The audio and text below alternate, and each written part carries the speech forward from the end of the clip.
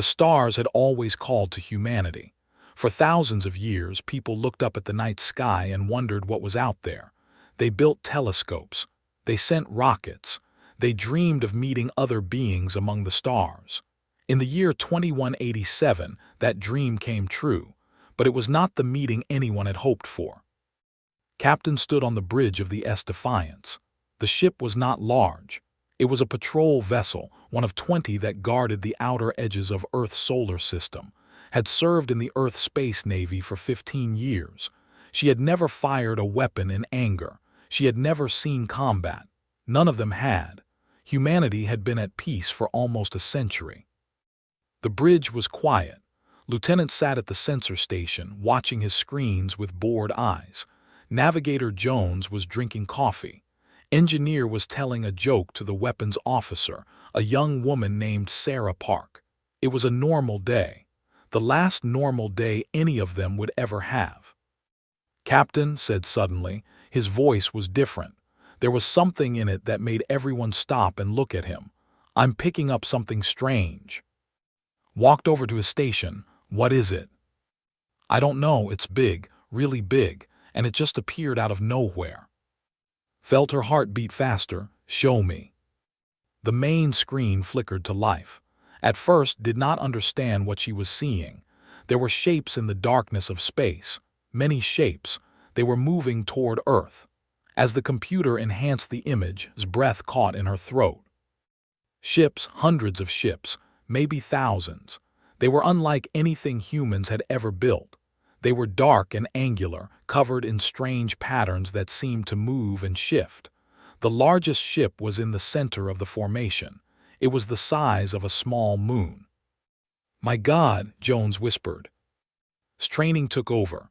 "Send a message to Earth Command. Priority Alpha. Unknown vessels approaching Earth. Jones, plot their course and speed. Park, bring weapons online. I want engines ready for anything." The crew moved fast. They were scared, but they were professionals. "Captain," said, his face pale, "they're not just heading toward Earth. They're heading toward the entire fleet. All 20 patrol ships are in their path. And Captain, there are more ships appearing every second. I count over 2,000 now." Stared at the screen. 2,000 ships. Earth had a total of maybe 300 military vessels in the entire solar system, and none of them were designed for real war. They were patrol ships, research vessels, cargo escorts. Humanity had no enemies. They had never needed warships. "Time until they reach us?" asked. "At current speed, 4 hours." 4 hours. Picked up the communication device. "This is Captain of the Defiance to all Earth vessels. We have unknown contact. Thousands of ships. I repeat, thousands of ships approaching Earth. All ships form up. We need to present a united front." The responses came quickly. Confusion, fear, disbelief. But the ships began to move. Within an hour, all 20 patrol vessels had formed a line between the approaching fleet and Earth. It was like standing in front of a tsunami with an umbrella. Then the message came. It came on all frequencies. It came in every human language at once. It came with images and sounds that burned themselves into the minds of everyone who heard it. "Beings of Earth, we are the dominion of the eternal stars. We have conquered 10,000 worlds. We have ruled this galaxy for 1 million of your years. Your world is now part of our territory. Your people are now our property. You will surrender all military forces. You will present your leaders for processing. You will not resist." The voice was cold. It was not cruel. It was simply stating facts, like a human might tell an ant that its hill was about to be stepped on. "You have 20 standard seconds to signal your complete surrender. If you do not surrender, we will destroy all military vessels and proceed with forced occupation. Your 20 seconds begin now." Stood frozen. 20 seconds. The aliens were giving humanity 20 seconds to decide its fate. Around her, her crew looked at her with wide eyes. They wanted her to tell them what to do. They wanted her to have a plan. Thought about her home. She thought about the small town in Argentina where she grew up. She thought about her mother, who still made the best empanadas in the world. She thought about her little brother, who had just had his first child. She thought about all the people on Earth who were probably watching this right now. Billions of people, all waiting to see what would happen. 15 seconds left. The communication device crackled. It was Admiral, the commander of the Earth Space Navy. His voice was shaking. "All ships, this is Admiral. We have been in contact with world governments. Given the overwhelming force against us, we have been ordered to stand down. Repeat, all ships stand down. We will begin surrender negotiations." 10 seconds left. Heard her crew let out breaths they had been holding, relief mixed with shame on their faces. They were going to surrender. They were going to become slaves to these aliens, but at least they would live. At least Earth would not be destroyed. Looked at the alien fleet on her screen. She looked at that massive flagship in the center. She thought about what surrender meant. She thought about humans bowing to these creatures. She thought about her mother being called property. She thought about her baby nephew growing up as a slave. 5 seconds left. Something changed in his heart. Something hard and cold and burning all at once. She had spent her whole life following orders. She had spent her whole life being careful and smart and reasonable. But some things were more important than being smart. "Jones," said. Her voice was calm, calmer than she had ever heard it. "Plot a collision course with the alien flagship." Jones stared at her. "Captain." "Do it now." "Captain, that's suicide. We can't." "I said do it now, Lieutenant. That's an order." 3 seconds left. Jones's hands moved over his controls. Course plotted. "Give me everything the engines have. Everything." "Captain, the engines will burn out. We'll never be able to stop or turn." "I know, do it." 2 seconds left. Reached for the ship-wide communication. "All hands, this is the captain. Brace for impact. We're going in." 1 second left. The alien message ended. On the main screen, saw the alien weapons begin to power up. She saw the other Earth ships beginning to lower their shields in surrender. She saw the alien flagship sitting there like a giant spider in the center of its web. "Now," said. The Defiance shot forward. The ship was never designed for this kind of speed. The hull groaned. The lights flickered. Crew members were thrown from their feet, grabbed onto her command chair and held on as the stars became lines of light around them. 30 seconds to impact, Jones shouted over the noise. The aliens noticed them. Of course they did. The Defiance was heading straight for their flagship at impossible speed. Weapons fire began to streak toward the small human ship. The shields took hit after hit.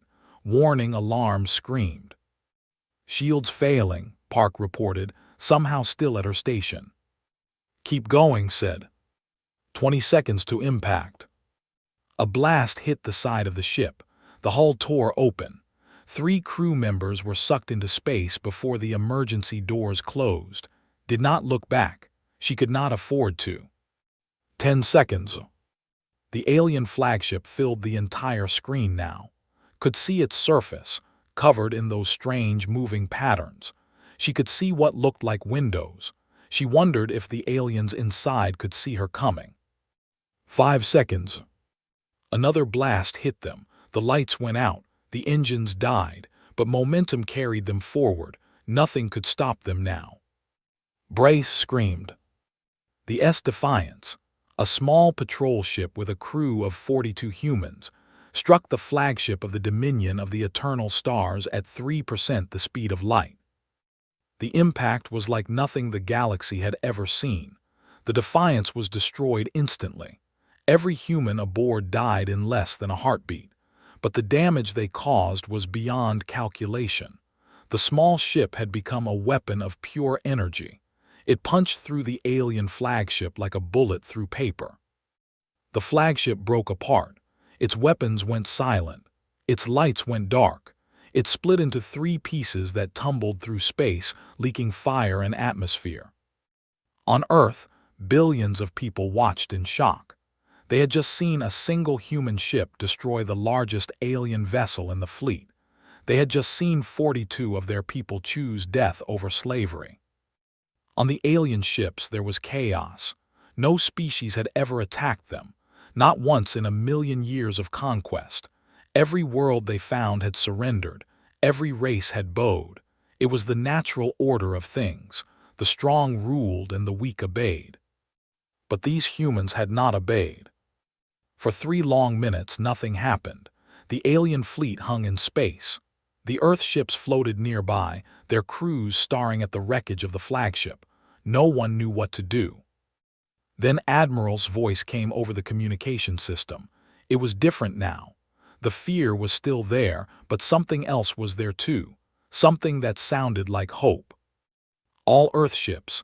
This is Admiral, new orders from Earth Command. We do not surrender. Repeat, we do not surrender. All ships. Engage the enemy. It was madness. 20 small patrol ships against over 2,000 alien warships. It should have been over in seconds.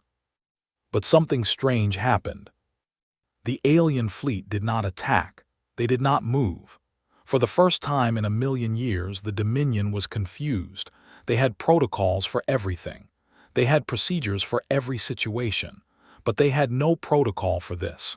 They had no procedure for a species that chose death over surrender. The Earth ships formed up. They raised their shields. They powered their weapons. 19 ships faced 2,000. On the alien command ship, the new fleet commander stared at his screens. His name was something humans could not pronounce. He had conquered hundreds of worlds.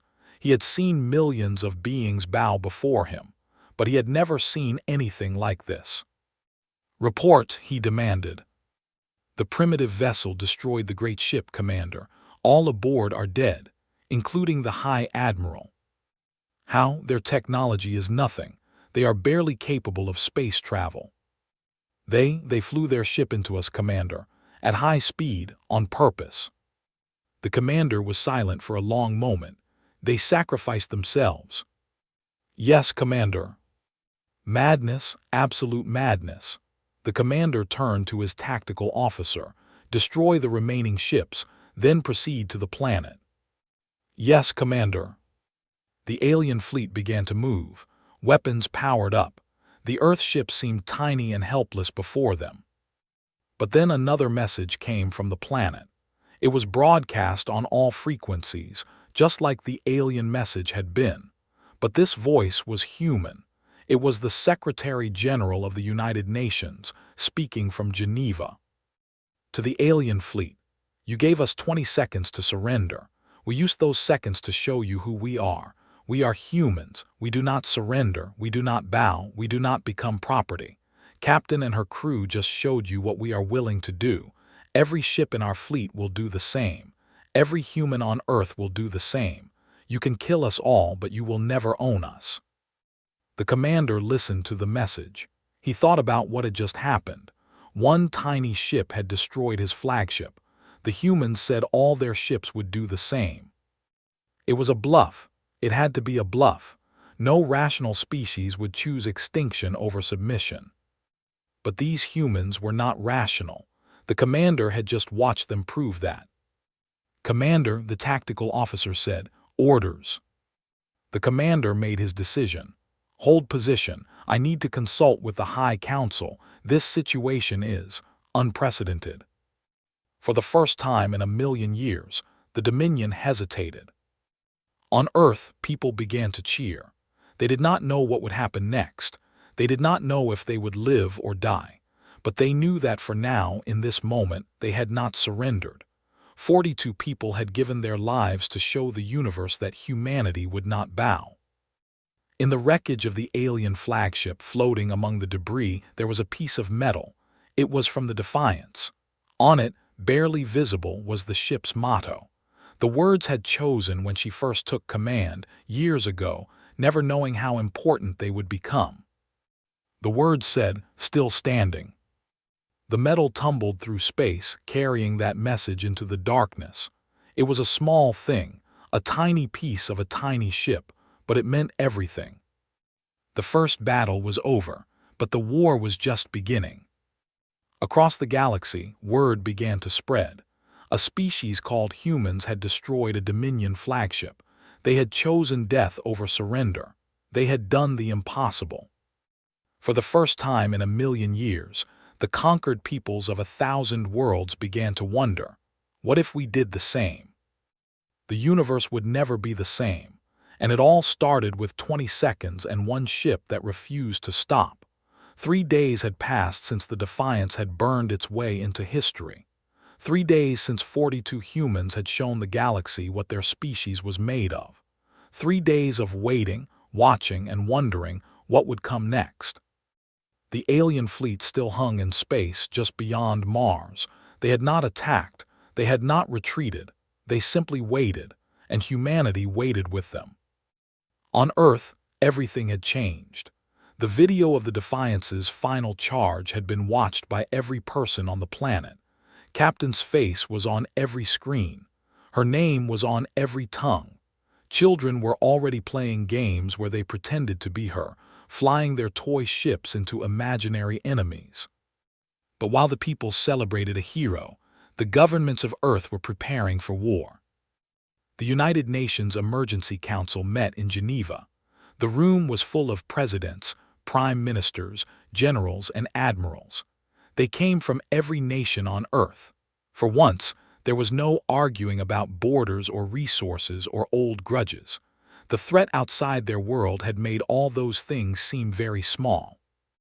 General Williams stood at the front of the room. He was an old soldier, white-haired, and from conflicts most people had forgotten. He had thought his fighting days were over. He had been wrong. The alien fleet numbers approximately 2,300 vessels, he said, pointing at the holographic display. Their flagship was destroyed by the Defiance. Their second-largest ship has assumed command. We have been monitoring their communications, but we cannot understand their language yet. Why haven't they attacked? Asked the President of France. After what we did, I would expect retaliation. We don't know. Our best guess is that they're waiting for instructions from their home world. This has never happened to them before. They don't know how to respond. So we surprised them, said the Prime Minister of Japan. But surprise will only last so long. What do we do when they come?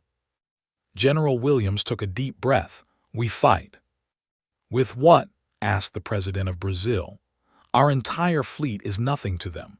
We saw what the Defiance did. It was brave, it was incredible, but it cost us that ship and everyone on it. We cannot afford to lose ships at that rate.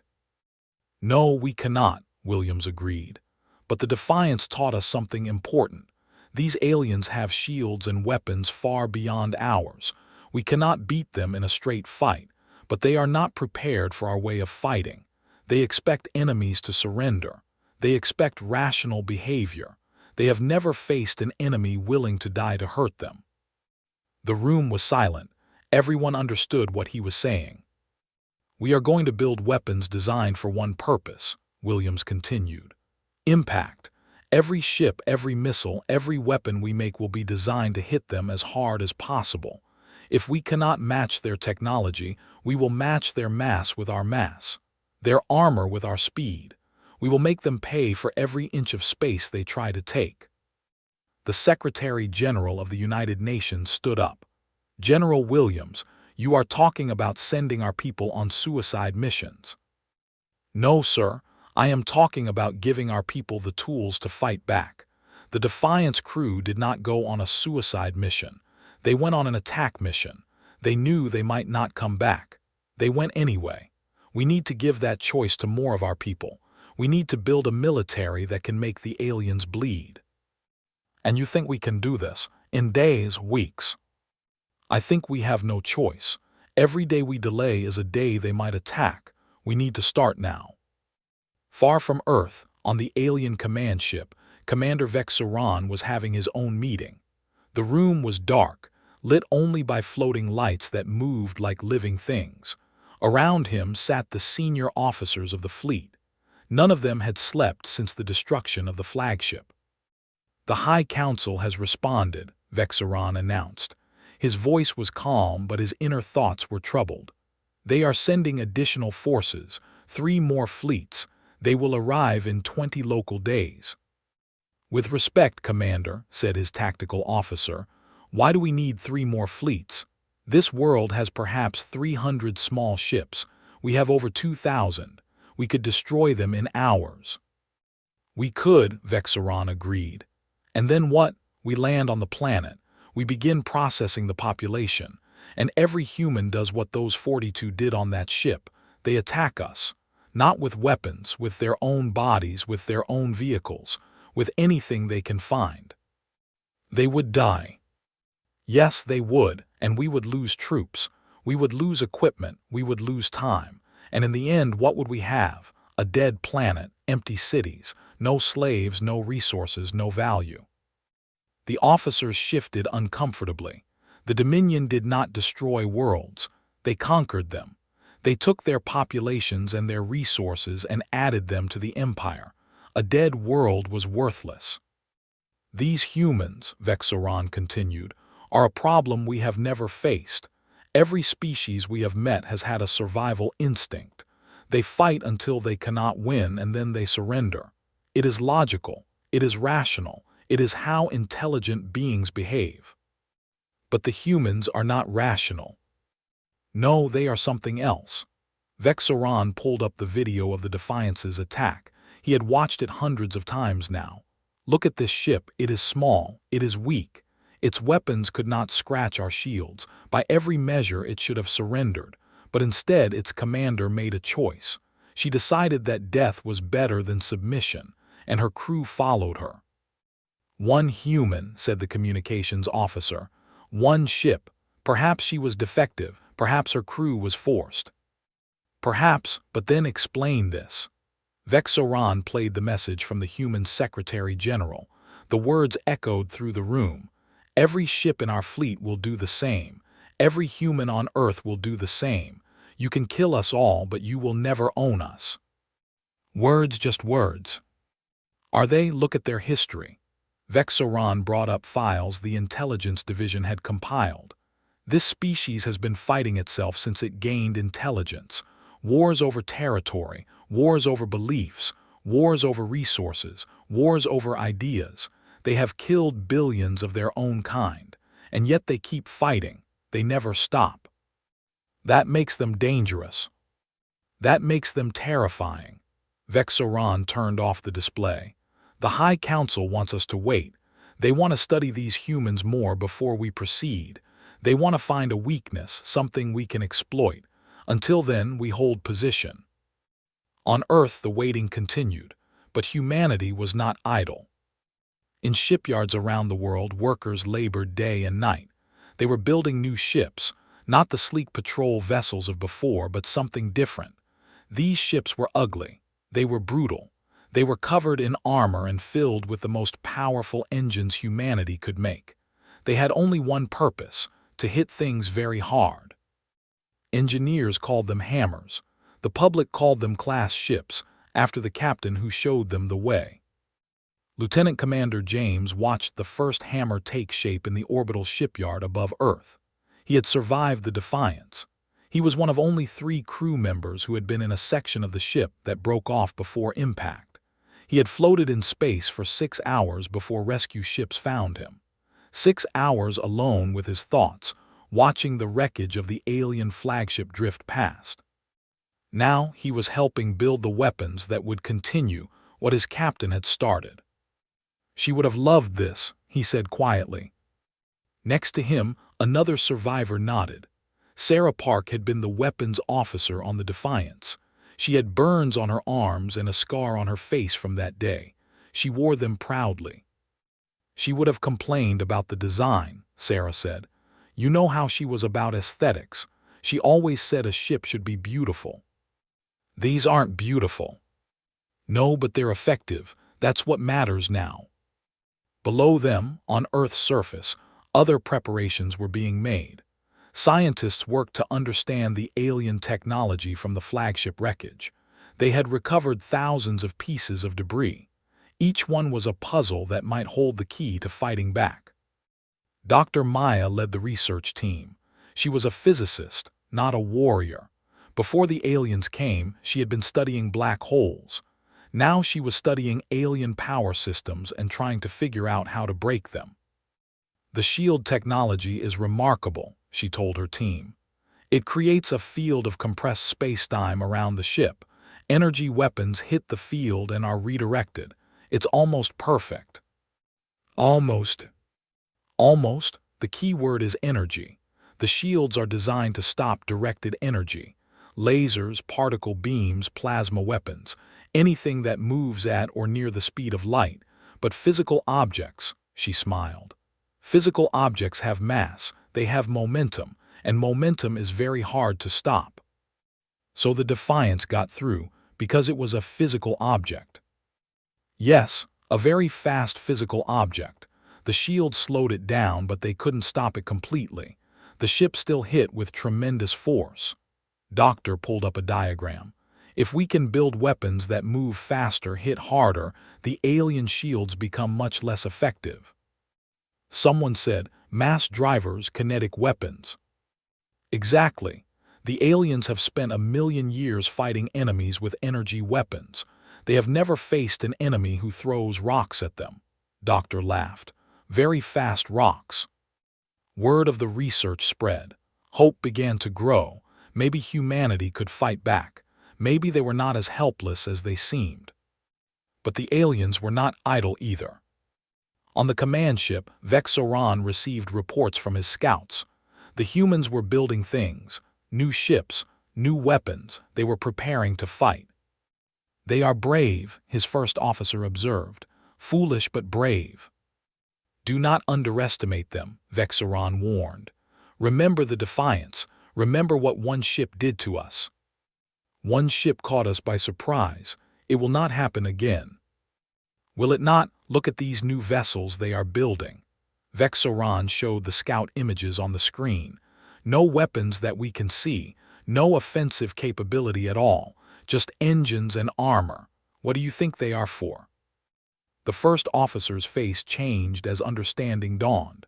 They are building more ships like the Defiance, ships designed to ram us. Yes, they are turning their entire fleet into weapons. They are willing to throw themselves at us, ship after ship, until we are all dead or they are. That is insane. That is human, and that is why the High Council is worried. We could destroy their fleet. We could bombard their cities from orbit, but they would never stop fighting. They would throw rocks at us. They would crash their aircraft into our landing ships. They would attack us with their bare hands if they had nothing else. Vexoran turned away from the screen. I have studied their history. They have a saying, give me liberty or give me death. They have said it for centuries. I thought it was just words. Now I know they mean it. Back on Earth, the people were starting to mean it too. In cities around the world, volunteers lined up to join the military. Young people, old people, people who had never held a weapon in their lives. They came because they had seen what the Defiance did. They came because they refused to surrender. Among them was a young woman named Maria. She was 20 years old. She had been studying to be a teacher. Now she was standing in line at a recruitment center in Ayers, waiting to sign up for the Space Navy. The recruiter looked at her application. Are you related to? She was my cousin, Maria said. We grew up together. The recruiter was silent for a moment. Then he stood up and saluted. It is an honor. Maria felt tears in her eyes, but she blinked them away. When do I start? Tomorrow. We're putting everyone through accelerated training. We don't have much time. Maria nodded. She thought about the stories they had shared as children, about the dreams they had dreamed, had always wanted to see the stars. She had made it farther than any of them ever expected. Now it was Maria's turn to continue the journey. 3 days after the Defiance changed history, humanity was transforming. They were building weapons. They were training soldiers. They were preparing for a war that might destroy them. But they were not afraid. Fear had left them when showed them what courage looked like. In space, the alien fleet waited. Reinforcements were coming. 1,000,000 years of conquest was on their side. But humanity had something the aliens had never encountered before: the absolute refusal to kneel. The countdown to war continued, and everyone, human and alien alike, knew that when it began, the galaxy would never be the same. 20 days had passed. The alien reinforcements had arrived. What was once a fleet of 2,000 ships was now a force of over 8,000. They spread across the space between Mars and Earth like a dark cloud, blocking out the stars. It was the largest military force the Dominion had ever sent to conquer a single world. And they were not alone. A being had come with the reinforcements. His name, translated roughly, was the Bringer of Peace. He was not a military commander. He was something more dangerous. He was a negotiator. The Bringer of Peace had ended 1,000 wars without firing a shot. He understood how species thought. He knew how to find what they valued and use it against them. He had brought rebellions to their knees with words alone. Now he studied the humans through the screens of his ship. He watched their news broadcasts. He listened to their music. He read their books. And for the first time in his very long life, he was not sure he could win. "They are strange," he said to Commander Vexaron. "Every species values survival above all else. It is the most basic instinct, but these humans, they have placed other things above survival: honor, freedom, pride. They would rather die than lose these things." "Then we cannot negotiate with them," Vexaron said. "I did not say that. I said they are strange, not impossible. Every species has pressure points, things they care about more than their beliefs. We must find the human pressure point." "Their families," the commander suggested. "They form strong bonds with their offspring." "Perhaps, but threatening their families might make them fight harder, not surrender. We need something more subtle." The Bringer of Peace was quiet for a moment. "Give me time. Let me learn more about them. Do not attack yet." "The High Council wants results." "The High Council wants a successful conquest. A dead world is not a success. Give me time." Vexaron agreed. The attack was delayed. On Earth, humanity used every moment they were given. The first Hammer-class ship was complete. It was called the because there was no other name it could have. Lieutenant Commander James was given command. He stood on the bridge of the new ship and felt the weight of history on his shoulders. It was not a beautiful ship. It was 100 meters of armor and engines with no windows and no unnecessary systems. It was designed to do one thing: accelerate to maximum speed and hit whatever was in front of it. The crew compartment was at the very back, protected by layers of metal. When the ship hit its target, the crew would be thrown into escape pods automatically. Maybe they would survive. Maybe they would not. "She's ready, Commander," the chief engineer reported. "Best speed is 4% of light, faster than the Defiance." Nodded. 4% of light. Fast enough to punch through any shield. Fast enough to break any ship. "How many more ships like this do we have?" 20 in the next 2 weeks. 100 by the end of the month, if we have that long. We have to." The training intensified. Pilots learned to fly the Hammer ships. They practiced acceleration runs, escape procedures, targeting systems. They knew what they were signing up for. They volunteered anyway. Maria was one of them. She had completed basic training in record time. Now she was learning to fly a Hammer. She was not the best pilot. She was not the student, but she had something the instructors valued more than skill. She was not afraid to die. "The key is timing," her instructor explained. "You start your run too early, they have time to shoot you down. Too late and you don't have enough speed. You need to find the perfect moment." "How do I know when that is?" "You feel it. There's a moment in every battle when everything comes together, when you know what you have to do. Captain felt it when she ordered that charge. You'll feel it too when the time comes." Maria practiced every day. She ran simulations until she could do them in her sleep. She was getting better. She was getting ready. Meanwhile, Dr. Maya's research team made a breakthrough. The alien communication system, she announced to the military leaders. We've figured out how to jam it. General Williams leaned forward. Explain. Their ships communicate using a form of quantum entanglement. Very fast, very secure. But it requires a specific frequency of energy to maintain the connection. If we flood that frequency with noise, the connection breaks. They can't talk to each other. So we can cut their communications in battle.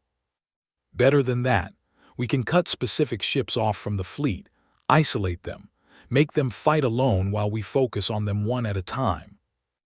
Williams smiled. It was the first good news he had heard in weeks. How do we deliver this jamming signal? We build emitters into our ships. Every hammer becomes a communications weapon as well as a physical weapon. When one of our ships goes in for a strike, it jams everything around it. The target can't call for help, can't coordinate with other ships, can't retreat. Do it, start production immediately. The war had not started yet, but humanity was getting ready to win it. On the alien command ship, the bringer of peace was making progress too. I have found their pressure point, he announced. It is not their families as we suspected, it is their history. Vexoran looked confused. Their history. Yes, humans have very long memories. They remember events from thousands of years ago as if they happened yesterday. They tell stories about ancestors they never met. They are proud of where they come from. How does this help us? Because their history is full of failure, wars they lost, civilizations they destroyed, mistakes they made. The bringer of peace brought up images on the screen. They had a period called the Dark Ages, a time when knowledge was lost, progress stopped, and millions died from disease and war. They still fear that time. They fear going backwards. So we offer them a choice: join the Dominion and advance forever. We give them technology beyond their dreams. We cure their diseases. We extend their lives. We take them to the stars. The bringer paused. Or refuse and we destroy their technology. We burn their cities. We send them back to that dark age they fear so much. Not death, but a return to the past they hate. Vexoran considered this. You think they will surrender to avoid going backwards? Some will, many will, enough to create division. And division is all we need. Once they start fighting each other about whether to surrender, they will be too weak to fight us. It was a good plan. It had worked on hundreds of worlds before. But the bringer of peace did not know about something called the Internet. When the alien broadcast came, offering technology and immortality in exchange for surrender, it did create discussion. There were people who wanted to accept. There were people who wanted to fight. There were arguments on every platform in every language. And then something unexpected happened. A video appeared online. It was not made by any government. It was made by a teenager in a small room with a cheap camera. Her name was Li Wei, and she was 15 years old. They want to give us technology, she said to the camera. They want to cure our diseases. They want to make us live forever. In exchange, we just have to give up everything that makes us human, our freedom, our choice, our right to make our own mistakes. The video went on. Li Wei talked about her grandmother who had survived a great famine and built a business with her own hands. She talked about her parents who had come from nothing and given her everything. She talked about what freedom meant to her family. My grandmother could have given up 100 times. Life was hard. She was poor. She was hungry, but she kept fighting because she knew that a life where someone else controlled her was not a life worth living. The aliens are offering us the same deal. Give up control and we'll take care of you. But my grandmother's generation knew what we seem to have forgotten. Nothing is free. If someone offers to take care of you, they also want to own you. The video ended with a simple message. Remember the defiance. Remember what 42 people died for. Don't let their sacrifice be for nothing. The video went everywhere. Within hours, billions of people had seen it. The discussion changed. The people who wanted to surrender became quieter. The people who wanted to fight became louder. On the alien command ship, the bringer of peace watched the human response with growing concern. "They are not dividing," he said. "They are unifying. How is this possible?" Vexaron had no answer. The psychological attack had failed. "There is no more time for negotiations," the commander said. "The High Council demands action. We attack at dawn." The bringer of peace nodded slowly. He had failed. For the first time in his career, he had met a species he could not break with words. Now the military would have to try with weapons. The attack began 12 hours later. 8,000 alien ships moved toward Earth in perfect formation, their weapons charged. Their shields blazed with energy. It was the largest assault force in the history of the Dominion. Facing them were 150 human ships, the original patrol fleet, now repaired and upgraded, 30 Hammer-class ships, and dozens of converted civilian vessels, merchant ships and passenger liners that had been fitted with armor and engines. General Williams watched the alien advance from Earth Command, deep beneath the mountains of Colorado. "All ships, this is Earth Command. They're coming. You know what to do. Make them pay for every meter." Admiral commanding from the S-Unity responded. "Understood, Earth Command. All ships hold formation. Wait for them to come to us. Let them think we're going to be easy." The alien fleet closed the distance. At 10,000 kilometers they opened fire. Energy beams streaked across space, hitting the human fleet. Shields flared and failed. Ships exploded. In the first minute, humanity lost 20 vessels. But the rest held their ground. "Steady," Admiral ordered. "Steady, not yet." At 5,000 kilometers, the alien fleet slowed. They expected the humans to break and run, to scatter and try to escape. That was what every other species did at this point. The humans did not run. "Now," Admiral said. The Hammer ships launched, all 30 of them, accelerating to impossible speeds. Each one carried a jamming device that activated the moment they began their run. The alien formation suddenly went silent. Ships that had been perfectly coordinated were now alone, unable to talk to each other. Commander Vexaron watched in horror as 30 human ships shot toward his fleet like bullets. All ships, evasive action, fire at will. But his orders reached only the ships nearest to him. The rest could not hear him. They were deaf and blind, surrounded by electronic noise. The first hammer hit an alien cruiser at 4% of light. The ship ceased to exist. The cruiser was split in two, its core ignited by the impact. The explosion took out 3 more ships nearby. The second hammer hit seconds later, then the third, then the fourth. In less than a minute, humanity lost 30 ships and their crews, but they destroyed over 100 alien vessels and damaged hundreds more. James' ship, was the last hammer in the first wave. He had targeted the largest ship he could see, a carrier that was launching fighters. 10 seconds to impact, his navigator reported. "Crew into the pods," ordered, "now." Around him, his crew moved to the escape pods at the rear of the ship. He stayed at the helm. Someone had to guide the ship until the last moment. 5 seconds, "Commander, you need to go." "I'll be right behind you." But he knew he was lying. The angle was wrong. If he left now, the ship would miss its target.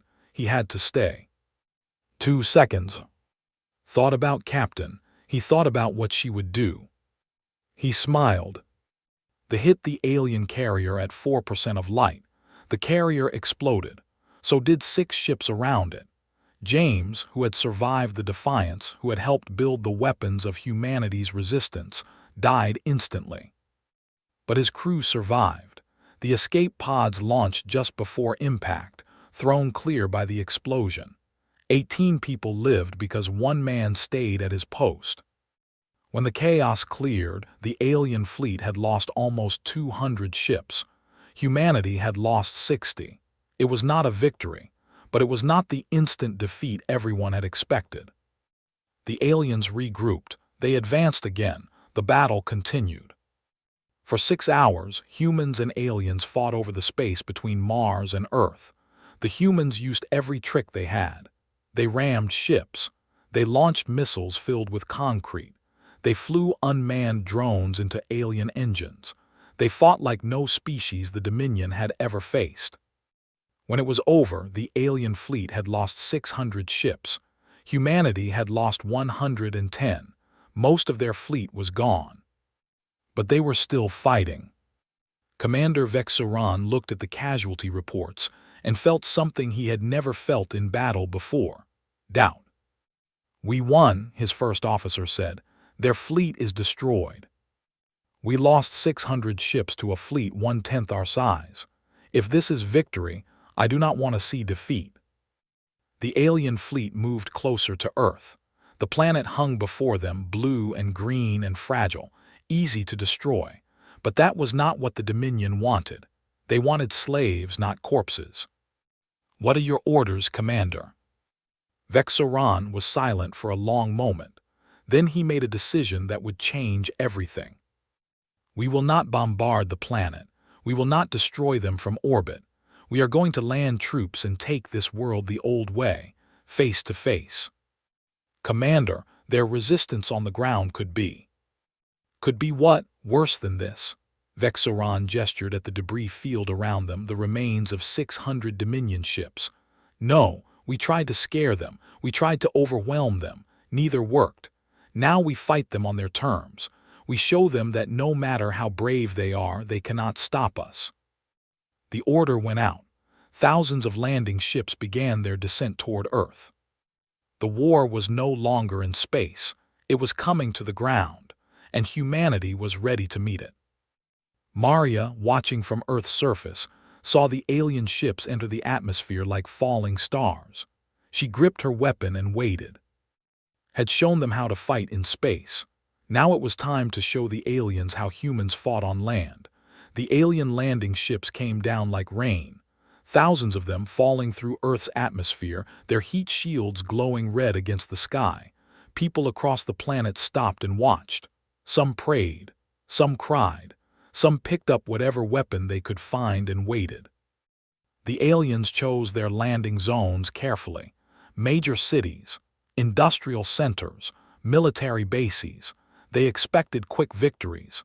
They expected the humans to see their overwhelming numbers and surrender. They were wrong. In New York, the first landing ship touched down in Central Park.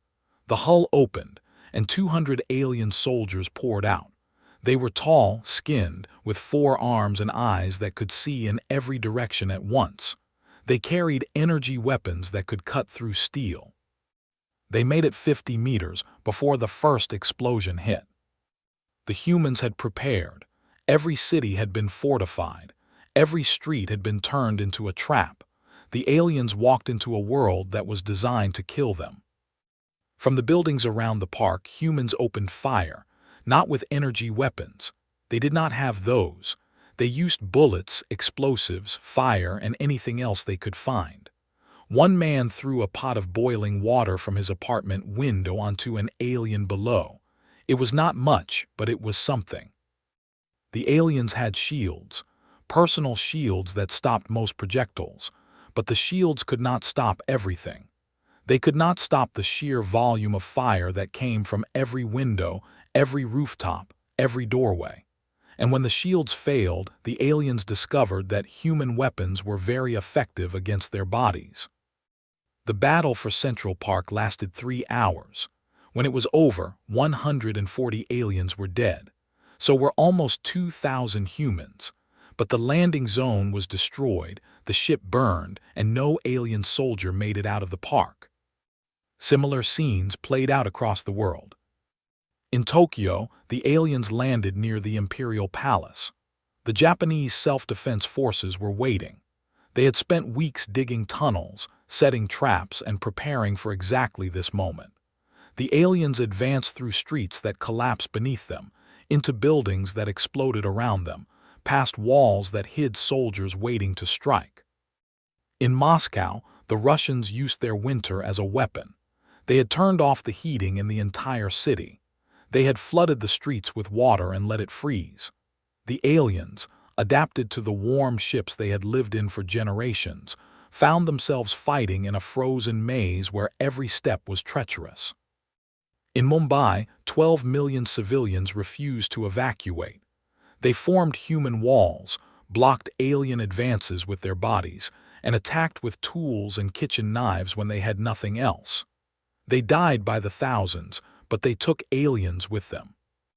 This was not the war the Dominion expected. They had conquered worlds where armies surrendered after a single defeat. They had taken planets where populations welcomed them as saviors from their own failing governments. They had never faced a world where every single person was a soldier. Commander Vexoran received reports from every landing zone. None of them were good. "We have taken significant casualties," his ground commander reported. "For every human we kill, 10 more appear. They attack from everywhere. They use weapons we have never seen. They turn their own buildings into traps. They strap explosives to their own bodies and walk into our formations." "How many have we lost?" 20,000 ground troops in the first day. Vexoran was silent. 20,000 soldiers in one day. On most worlds, that would be the total casualties for an entire conquest. Here it was just the beginning. "Continue the assault," he ordered. "We have millions more soldiers. They will run out of fighters before we do." But he was not sure he believed his own words. Maria was in Airs when the aliens came. She had been assigned to a ground defense unit after her hammer training was complete. Now she was in the streets of her, fighting for every block. Her unit was 12 people. They had rifles, grenades, and a single rocket launcher. Against them was an alien squad of 30 soldiers with shields and energy weapons. The odds were impossible. But impossible was just another word now. It had lost its meaning when the Defiance flew into that flagship. "They're coming down 9, her squad leader reported. 30 of them, moving in formation.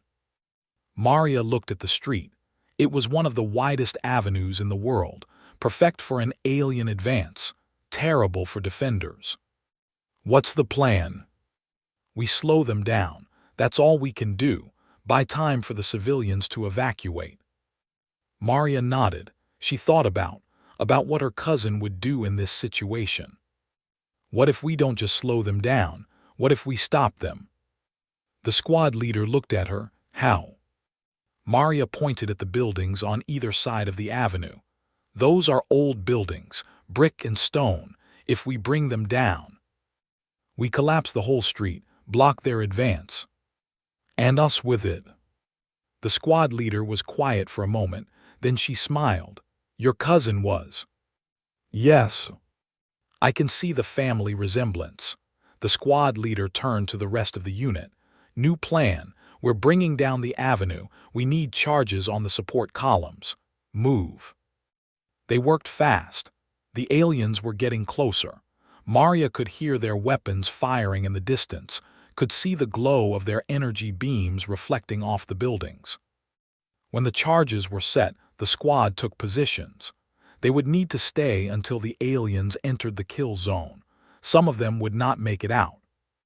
Maria found herself thinking about strange things: her mother's cooking, the sound of rain on the roof of their house, the face of a boy she had liked in school but never talked to, small things, human things.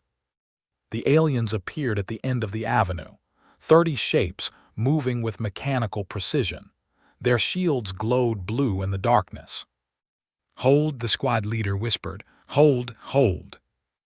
The aliens reached the center of the avenue, directly beneath the buildings packed with explosives. "Now!" Maria pressed the detonator. The world turned to fire and sound. The buildings on either side of the avenue fell inward, thousands of tons of brick and steel and concrete crashing down on the alien formation. The ground shook. Dust filled the air. For a moment, Maria could not see or hear anything. When the dust cleared, the avenue was blocked. A wall of rubble stretched across it, 3 stories high. Nothing could get through. And beneath that rubble were 30 alien soldiers who would never threaten heirs again. "Move," the squad leader shouted, "before they send more." Maria ran. Her ears were ringing. Her body was covered in dust, but she was alive and the aliens had been stopped. As the days passed, humanity discovered something important about their enemies.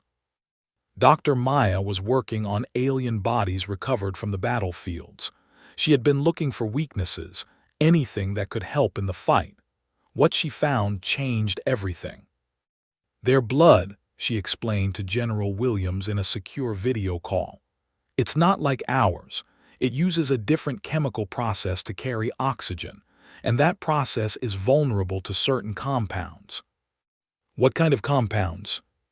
"Common ones, things we have everywhere on Earth." Doctor held up a small vial. "This is sodium chloride, table salt. When introduced into the alien bloodstream, it causes catastrophic cellular breakdown. They die within minutes."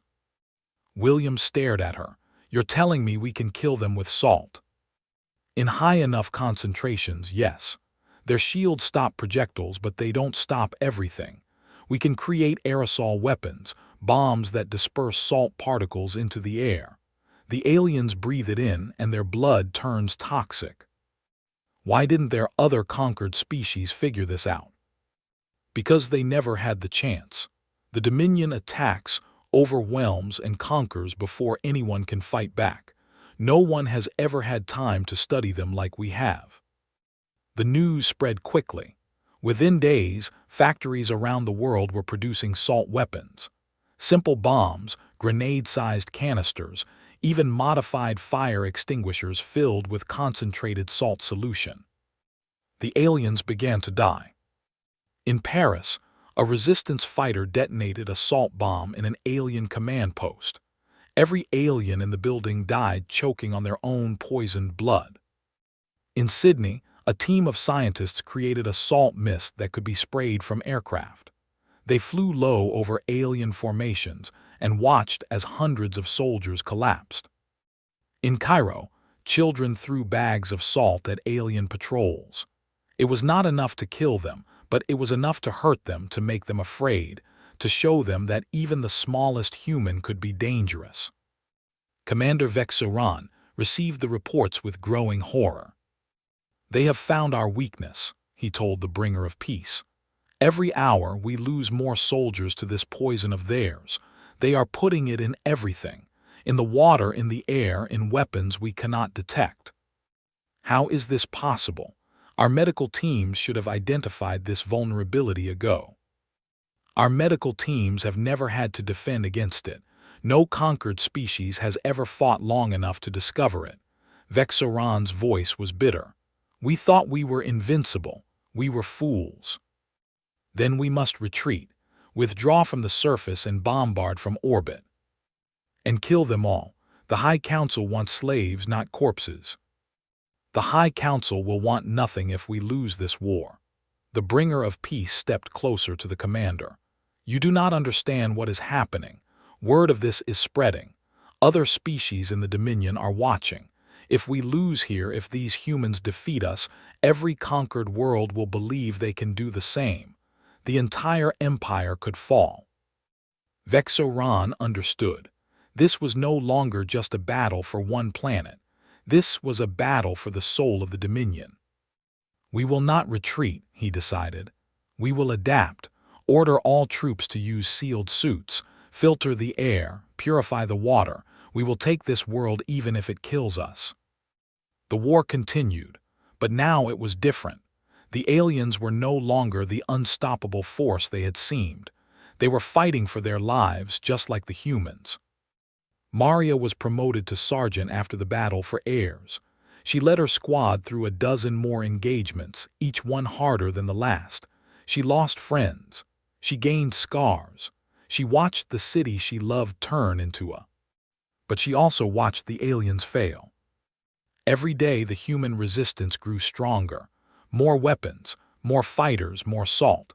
The aliens were still powerful, still deadly, still winning many battles, but they were losing the war. Slowly, painfully, one casualty at a time. On the 63rd day of the invasion, Maria was part of a force that retook the center of Airs. The aliens had fortified the old congressional building. They had thousands of troops inside. The humans had more. The battle lasted 18 hours. Maria was in the first wave that breached the building. She fought through corridors filled with smoke and fire, her rifle in her hands, her squad at her side. She saw aliens die. She saw humans die. She almost died herself twice. When it was over, the building was in human hands. The alien flag that had flown over it was torn down and replaced with the blue and white of Argentina. Maria stood on the steps of the building and looked out at the city. It was ruined, burned and broken, but it was free. Behind her, a soldier held up a communication device. "Sergeant, there's a call for you, from Earth Command." Maria took the device. "This is." "Sergeant, this is General Williams. I've been following your unit's progress. Impressive work." "Thank you, sir. I have a new assignment for you. We're planning something big, something that could end this war. We need soldiers who aren't afraid to do what needs to be done. Your name was at the top of every list." Maria looked at the destroyed city. She thought about what she had started, about what still needed to be finished. "What's the mission, sir?" "We're going to take the fight to them, not here on Earth, up there." Williams paused. "We're going to capture an alien ship, and we're going to use it to attack their fleet." Maria felt her heart beat faster. It was insane, impossible, exactly what humans did best. "When do I leave?" "Tomorrow. Get some rest, Sergeant. You're going to need it." Maria ended the call and looked up at the sky. Somewhere up there, the alien fleet was waiting, watching, thinking they were safe. They were wrong. The war was about to change again, and this time humanity was going on the offensive. The plan was simple in concept and impossible in execution. A team of humans would capture an alien landing ship, fly it back to the fleet, and dock with the main command vessel. Once inside, they would plant explosives, destroy the ship's communications, and kill as many high-ranking officers as possible. No one expected to survive. Maria stood in the briefing room with 50 other soldiers. They were the best fighters humanity had left. Veterans of 100 battles. People who had already died once in their minds and were just waiting for their bodies to catch up. General Williams stood at the front of the room, his face showing every one of his 70 years. "I'm not going to lie to you. This mission has maybe a 10% chance of success, probably less. But if you succeed, you will cut off the head of the snake. The alien fleet will be thrown into chaos. Our remaining ships can hit them while they're confused.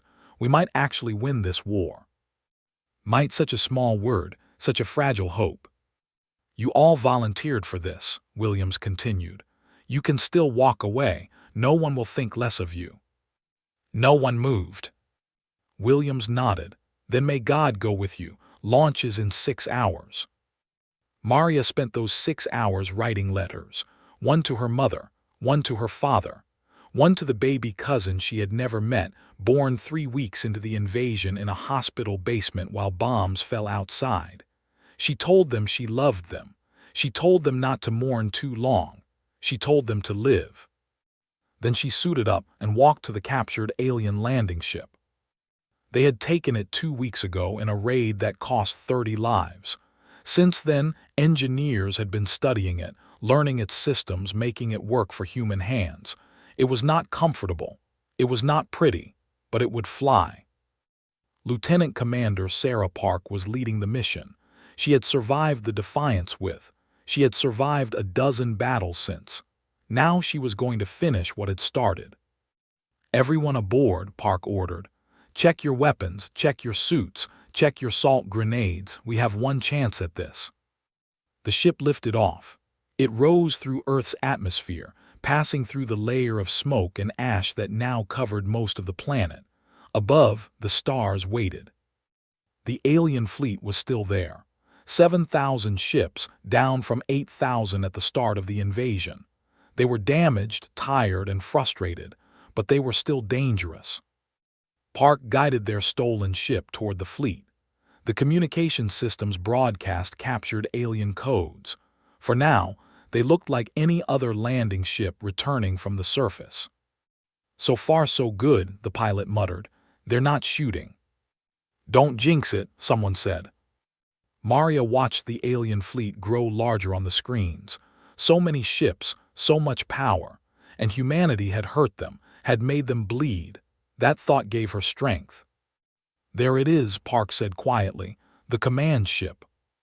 It was the largest vessel in the fleet after the destroyed flagship.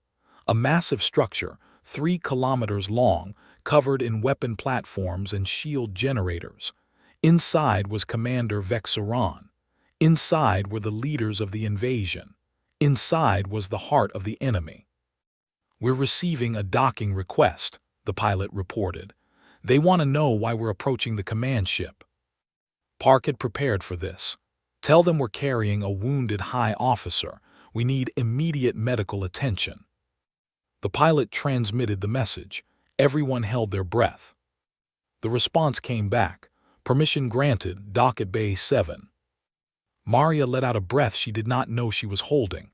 They were in. The ship entered the massive docking bay. Around them, alien workers moved about their tasks, paying little attention to the new arrival. They had no reason to suspect anything. No species had ever attacked the Dominion from inside their own ships. "Helmets on," Park ordered. "Salt grenades ready. We move fast and we hit hard. Primary target is the bridge. Secondary targets are the engineering section and the communication array. Teams Alpha, Beta, and Gamma will split off at the first junction.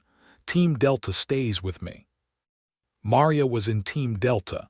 She checked her rifle one more time. Her hands were steady. Her mind was clear. "May God have mercy on us," someone whispered. "God helps those who help themselves," Park replied. "Let's go." The hatch opened. 50 humans poured out into the alien ship. The first aliens they encountered were workers, unarmed and surprised. They died before they could raise an alarm. The teams moved through the corridors, following maps created from the captured ship's computer systems. They were inside the beast now, inside the monster that had killed so many of their people. The first real resistance came at a security checkpoint, a squad of alien soldiers with weapons ready. But they were not prepared for the salt grenades. The small canisters flew through the air, burst open, and filled the corridor with white mist. The aliens breathed it in. They screamed. They fell. Maria stepped over their bodies and kept moving. Team Alpha split off toward engineering. Team Beta headed for communications. Team Gamma went to create diversions, drawing enemy forces away from the real targets. Team Delta, with Maria and Park, continued toward the bridge. The aliens were reacting now. Alarms sounded. Soldiers filled the corridors. The element of surprise was gone. But humans had another element: determination. Maria fought through the alien ship like a woman possessed. She did not think about dying. She did not think about living. She thought only about moving forward, about reaching the bridge, about finishing the mission. Had started this. Maria would end it. They lost people, fell at a junction, shot by an energy beam that burned through his chest, was killed by an alien blade. No relation to James, died holding a corridor so the others could advance. By the time they reached the bridge, Team Delta was down to 15 people. 15 humans against whatever was waiting behind those doors. Park placed the charges. "When this goes, we have maybe 30 seconds before they seal the bridge. Everyone goes in together. Everyone fights until we can't fight anymore. Questions?" There were no questions. The charges blew. The doors fell. Inside the bridge, Commander Vexoran turned to face the humans who had come to kill him. He was tall, even for his species. His skin was marked with scars from battles on 100 worlds. His 4 arms held weapons, and his compound eyes showed no fear. "You should not be here," he said in perfect English. He had learned the language during the invasion. Know your enemy, the old saying went. And yet here we are, Park replied. She raised her rifle. The battle for the bridge was short and brutal. Alien officers died. Human soldiers died. Energy beams and bullets filled the air. Maria threw her last salt grenade and watched 3 aliens choke on their own blood. When it was over, 5 humans stood among the bodies. Park, Maria, 3 others whose names Maria could not remember through the haze of combat. Commander Vexoran was still alive. He was wounded, bleeding from a dozen wounds, but he refused to fall. He stood at the center of his ruined bridge, surrounded by the bodies of his officers, and faced the humans who had destroyed everything. "You cannot win," he said. "Even if you kill me, the Dominion will send more ships, more soldiers. We have conquered 10,000 worlds. We will conquer yours." Park walked toward him, her rifle aimed at his head. "Maybe, but you won't be there to see it." "Wait," Maria stepped forward. "Don't kill him yet." Park looked at her. "Sergeant." Maria faced the alien commander. This was the being who had ordered the attack on Earth, who had watched as millions of humans died, who had thought her species would bow like all the others. "You want to know why you're losing?" she asked. "You had more ships, more soldiers, better weapons, better technology. By every measure you should have won. But you didn't understand something about us." Vexoran's eyes focused on her. "And what is that?" "You thought we were afraid of dying. We're not. We're afraid of living without freedom. We're afraid of our children growing up as slaves. We're afraid of forgetting what it means to be human." Maria stepped closer. "My cousin was. She showed you what humans are willing to do. Now I'm going to show you something else." She reached into her pocket and pulled out a small device. "This is a transmitter. It's connected to cameras all over your ship. Everything that's happened here has been broadcast to every ship in your fleet. They've watched us fight through their most powerful vessel. They've watched their commander defeated by a handful of humans. And now they're going to watch what comes next." Park understood. She stepped back and let Maria have the moment. Maria looked into the camera. "This message is for the Dominion. You have tried to conquer our world. You have failed. Your fleet is broken. Your soldiers are dying. Your commander is about to join them. This is your only warning. Leave our solar system. Go back to wherever you came from. Tell everyone you meet that Earth is not worth the cost." She paused, letting the words sink in across the alien fleet. "But if you stay, if you keep fighting, we will do to every ship in your fleet what we did to this one. We will hunt you through the stars. We will follow you back to your home world. We will burn everything you have built over your 1,000,000 years of conquest, because we are humans, and we never ever give up." Maria turned back to Vexoran. "Any last words?" The alien commander looked at her for a long moment, and then, incredibly, he laughed. It was a strange sound, not quite like human laughter, but recognizable. "You are remarkable," he said. "In 1,000,000 years I have never seen anything like your species. You should have died, you should have surrendered. Instead, you stand here victorious." He lowered his weapons. "I will not fight you anymore, but I must warn you, the Dominion does not forget. They will not stop because of one defeat. They will return. Maybe not tomorrow, maybe not in your lifetime, but they will return." "Then we'll be ready," Maria said. "We'll always be ready."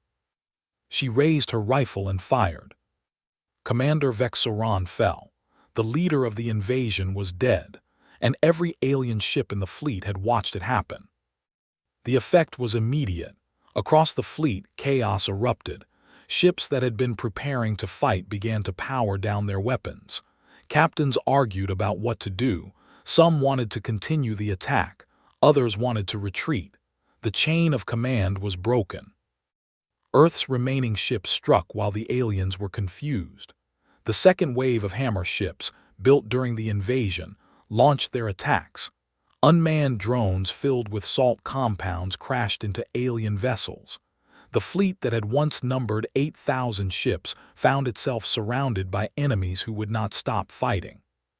Within hours, the alien fleet began to withdraw. Not all of them. Some ships stayed, fought, and were destroyed. But the majority of the fleet turned away from Earth and headed for the edge of the solar system. They had come as conquerors. They left as the first species in 1,000,000 years to be defeated by their prey. Maria and the surviving members of her team were rescued by a human shuttle 3 hours after the battle for the bridge. They were taken back to Earth as heroes. Parades were planned. Medals were prepared. Speeches were written. But Maria did not care about any of that. She stood at the window of the shuttle and watched the alien fleet disappear into the darkness of space. She thought about all the people who had died to make this moment possible, about what it meant for humanity to have one. They had beaten the Dominion. They had proven that humans could not be conquered, but Vexaron's warning echoed in her mind. The Dominion would return. Maybe not soon, maybe not in her lifetime, but someday. Earth would have to be ready. The rebuilding began the day after the alien fleet left. Cities were in ruins. Billions had died. The world was in ways that would take generations to heal. But humanity was not broken. If anything, they were stronger. They had faced the greatest threat in their history and survived. They had shown the universe that they were not prey. They were predators. New ships were built. Not just hammer ships designed for one attack, but real warships capable of fighting across the stars. Scientists studied the alien technology recovered from crashed ships, learned from it, improved upon it. Within a decade, humanity had developed shields and weapons that matched the Dominion. Within a century, they had surpassed them. Earth reached out to other worlds, not as conquerors but as liberators. They found the species the Dominion had enslaved and offered them a choice: join humanity in a new alliance or remain alone. Most chose to join. The alliance grew. 100 species, 1,000 worlds, a force that could stand against the Dominion when it finally returned. Maria lived to see the beginning of this new age. She became an admiral, then a diplomat, then the first human ambassador to the galactic alliance she had helped create. She was 93 years old when she finally retired, passing on her duty to the next generation. On the day she died, peacefully in her bed surrounded by family, the Alliance broadcast a message to every world. It was simple, just a few words, but it carried the weight of everything humanity had accomplished. Today, Admiral Maria has passed into history. She was a soldier, a leader, and a symbol of what humanity can achieve. She fought in the darkest hours of our species and helped bring us into the light. She will never be forgotten. Maria was buried on Earth, in Ayers, next to a memorial to her cousin. The memorial was simple: a piece of metal from the Defiance, recovered from the wreckage of the alien flagship, mounted on a stone base. The words on the base were the same words that had been on the Defiance's hull. Still standing. They had won, not because they were stronger or smarter or better equipped. They had won because they refused to give up. Because when the aliens gave them 20 seconds to surrender, they had used those seconds to attack. The Dominion never returned. Some said they were afraid. Others said they had collapsed, their empire crumbling as enslaved species rose up, inspired by humanity's example. No one knew for certain. But on every human world, in every school, in every family, the story was told. The story of how a small ship called the Defiance changed the course of history. The story of how 42 people showed the universe that humanity would never bow. And on every alien world that had heard that story, beings of 1,000 different species looked up at the stars and said the same thing. Thank you, humans. Thank you for showing us how to be free. The stars had always called to humanity. For thousands of years, people had looked up and wondered what was out there. Now they knew. The universe was dangerous, full of powers that would crush them if they could. But the universe had also learned something about humanity. They were not a species that surrendered. They were not a species that bent. They were a species that fought back. And that made all the difference. On the memorial to, someone had added a new line below, still standing. It was carved there by an unknown hand, sometime in the decades after the war. No one knew who wrote it, but everyone agreed it was perfect. It said, "And we always will be."